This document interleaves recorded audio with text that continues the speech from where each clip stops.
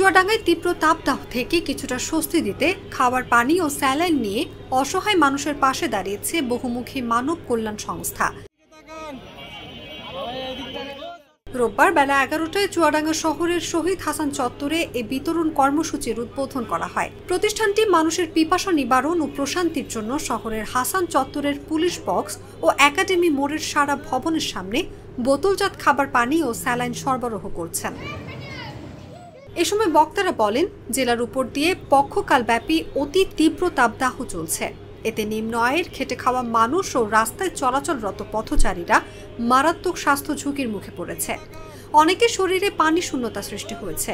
এর থেকে সামান্য পরিত্রাণ দিতে সংগঠনটির এ উদ্যোগ অত্যন্ত কার্যকরী। তিনি আরও জানান, প্রতিদিন বেলা ১১টা থেকে বিকেল ৩টা পর্যন্ত এই সেবা কার্যক্রম পরিচালনা করা হবে।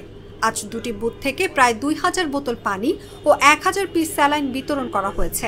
আবহাওয়ার উন্নতি না হওয়া পর্যন্ত ওই দুটি স্থানে পানি ও স্যালাইন বিতরণ অব্যাহত থাকবে।